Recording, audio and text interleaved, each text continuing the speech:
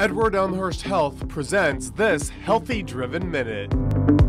Healthy eating is a source of energy, and a sense of better well-being. So someone who's well-fueled is going to feel more relaxed. They're going to have more energy. They're going to have just a sense of peace. To some extent, when all this craziness is going on, at least that's something we can control, is what we're fueling our body with.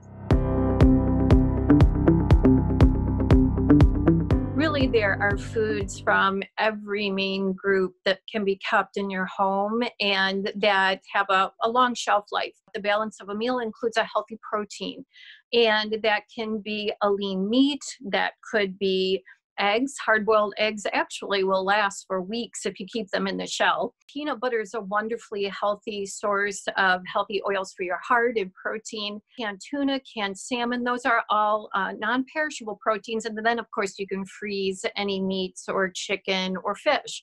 So lots of choices in the protein category. Fruits and vegetables are your powerhouse for antioxidants, vitamins, minerals, fiber, those disease-fighting nutrients. And those are equally as healthy, if not healthier, sometimes in the frozen form. So easy thing to keep around.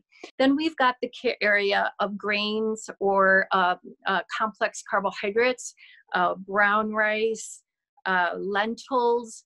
Beans are a wonderful combination food that have both protein and some healthy carbs in it, and canned beans are wonderfully healthy.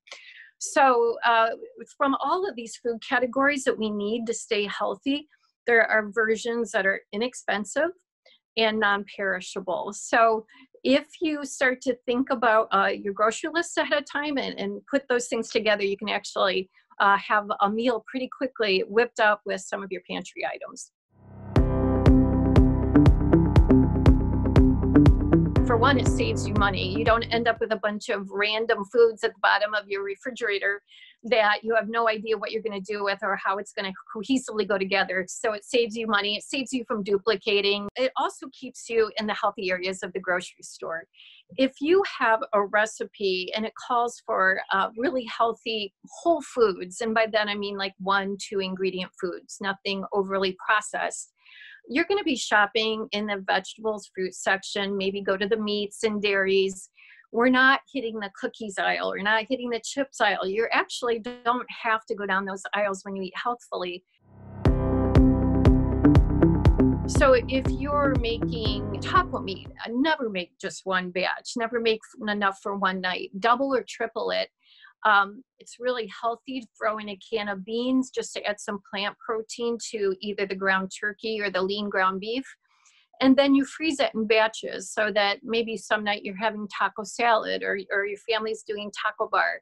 You've got that already made. That was your time intensive part of the meal, and you've already done the dishes. So the dishes are done. Plus, when you bulk buy proteins like chicken breast or lean ground beef or ground turkey, it's a lot cheaper to buy it in bigger. So it saves you time, saves you cleanup, and saves you money. We need to keep some sort of meal schedule. Without being satisfied and full at a meal, you're going to be roaming a lot more, looking for things to satisfy you. Snacking isn't always about hunger. It's often just, emotion, boredom. And so what I encourage people to do is try to stay out of the kitchen. Don't work in the kitchen as much as possible. Keep food only in the eating area, and keeping cupboards. Don't have a lot of visual cues, we call them, where you're walking by food and, oh, there's cookies. That sounds good, where you weren't thinking about cookies. And then if you truly are hungry between meals, that's a fine reason to have a snack. But I suggest people have a list of healthy snacks that they can keep on a cupboard or the fridge. So they think, okay, I'm hungry. Okay, we've got Greek yogurt. I can have cottage cheese and fruit. I can have hard-boiled egg. I can have a piece of fruit. But you have a list. So that's your go-to snacks rather than kind of free range looking for anything. Having it as a family activity, planning meals together, spending time in the kitchen together. I think it's a really good opportunity now that we're spending time at home, and I see people doing that. I think it's awesome, where they're cooking together as a family. For more information, visit eehealth.org.